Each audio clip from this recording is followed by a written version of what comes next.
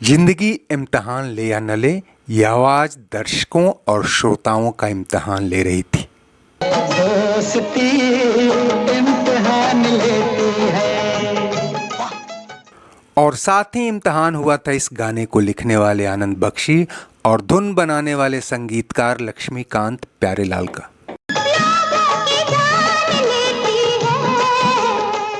क्योंकि इस फिल्म के ज्यादातर गीत गाने वाले गायकी के बेताज बादशाह मोहम्मद रफ़ी का बीच में ही निधन हो गया था। हालांकि फिल्म नसीब के 6 में से 3 गाने वो रिकॉर्ड करा चुके थे और ये गाना जो सबसे बाद में प्लान किया गया था, जिसमें प्यार, बेबसी, यारी दोस्ती के सारे जज्बात पिरोए गए थे, बिना मोहम्मद रफ़ी और लता मंगेशकर की आवाज़ के कैसे मुकम्मल होता।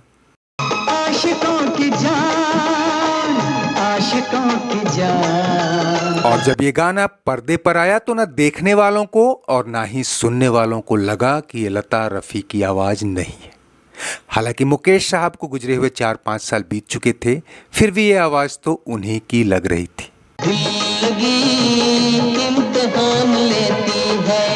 चूंकि लक्ष्मीकांत प्यारेलाल ही वो संगीतकार थे जिन्होंने पहली बार मोहम्मद रफ़ी, किशोर कुमार, मुकेश और लता मंगेशकर चारों दिग्गजों को एक गाने में लाने का कारनामा किया था।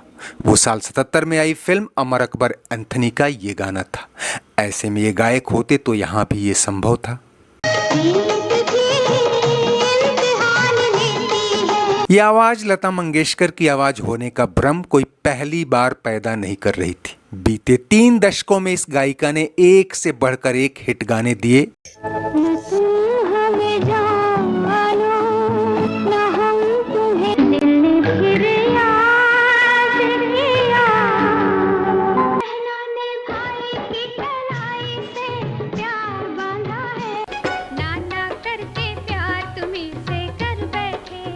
और इन गानों को तब भी और आज भी बहुत से लोग लता मंगेशकर का गाया ही समझते हैं। मेरा प्यार भी तू है, ये बहार भी तू है। और ये उसी गायिका का आखिरी सुपरहिट गाना था जिसे दुनिया दूसरी लता मानती आई थी।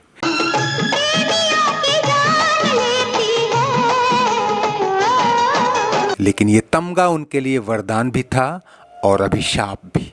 हम बात कर रहे हैं गायिका सुमन कल्याणपुर की, जिन्होंने अभी 31 मई 2026 को आखिरी सांस ली है। ऐसे में उनके आखिरी सुपरहिट गाने के बहाने एक श्रद्धांजलि भी है।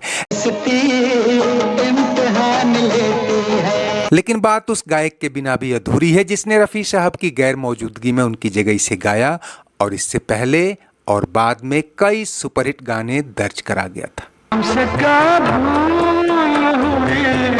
जो ये सजा हमका मोहब्बत अब तिजारत बन गई है।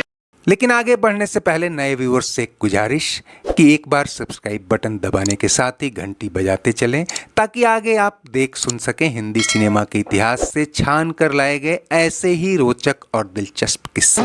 आशिकी इम्तिहान लेती है। दोस्तों, 1 मई 1981 को आई नसीब मनमोहन देसाई की अमिताभ बच्चन पर लगातार चौथी ब्लॉकबस्टर फिल्म थी। इन सभी फिल्मों का या कह लें कि मनमोहन देसाई की ज्यादातर फिल्मों का संगीत लक्ष्मीकांत प्यारेलाल ने ही दिया था और इन दोनों के बीच एक कॉमन नाम भी था, मोहम्मद रफ़ी। इसका अंदाजा इस बात से भी लगाइए कि जब दुनिया किशोर कुमार को अमिताभ बच्चन पर बेस्ट सुटेबल आवाज मान चुकी थी, देसाई और लक्ष्मीकांत प्यारेलाल ने मोहम्मद रफ़ी की आवाज में अमिताभ पर अल्हड़ रोमांटिक सॉन्ग भी फिल्माए और वो चार्ट बस्टर भी हुए। 18 बरस की तू होने को आई रे। और इसी फिल्म में एक ऐसा गाना जो फिल्माया तो जाना था अमिताभ बच्चन पर, लेकिन उसमें बॉलीवुड के सारे सितारे ही उतर आए थे, वो भी मोहम्मद रफ़ी से ही गवाया गया।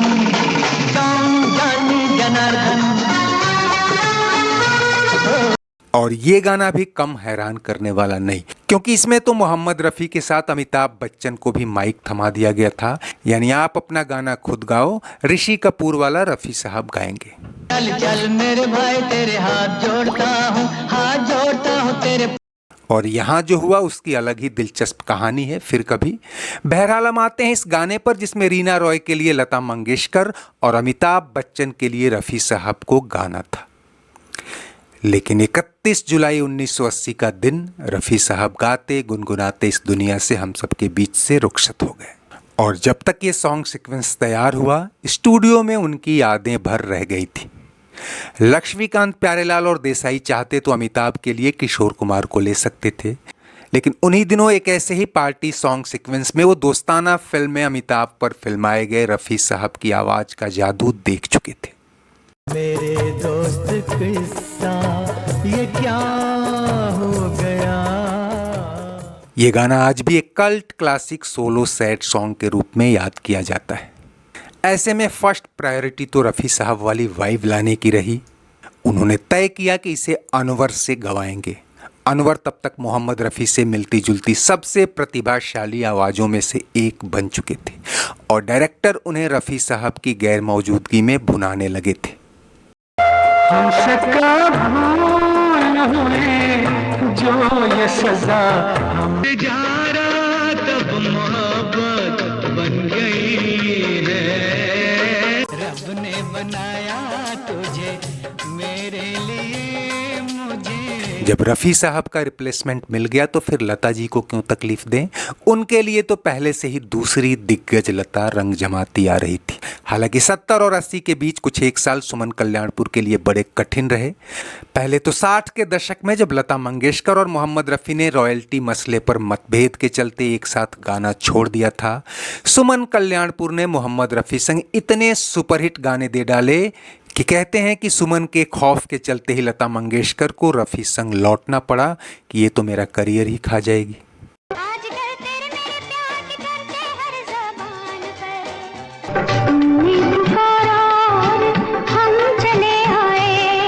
फिर लता के दबदबे या कंप्रोमाइज जो भी कहिए, और हमें इसमें जाना भी नहीं है, किताबें कहती हैं कि दिग्गज संगीतकारों ने सुमन कल्याणपुर से गंवाना कम कर दिया। लेकिन जैसे लक्ष्मीकांत प्यारेलाल ने किशोर कुमार के तूफानी दिनों में रफ़ी का साथ नहीं छोड़ा, सुमन से भी बीच बीच में वो गवाते रहे। और इस फिल्म के लिए जब उन्होंने रीना रॉय पर गाने के लिए सुमन को ऑफर किया, तब तक वो खुद फिल्मी दुनिया से लगभग किनारा कर चुकी थी। फिर भी उन्होंने गाया, और क्या खूब गाया। वैसे तो उन्होंने अपनी ही जानी पहचानी सुरीली आवाज़ से गाया, लेकिन एक बड़ा दर्शक और श्रोता वर्ग तब भी और अब भी इसे लता मंगेशकर की आवाज़ समझकर ही झूमता रहा।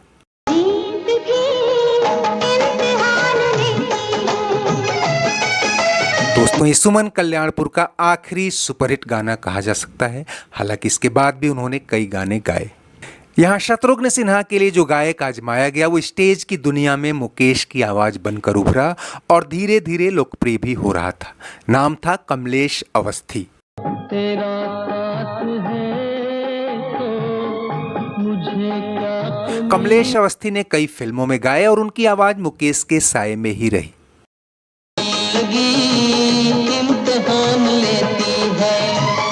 तो ये गाना एक तरह से मोहम्मद रफ़ी, मुकेश और लता मंगेशकर के प्रोफेशनल क्लोन्स ने गाए, और ये इतना हिट हुआ कि लोग आज भी इसे उन महान गायकों की आवाज़ ही समझते हैं।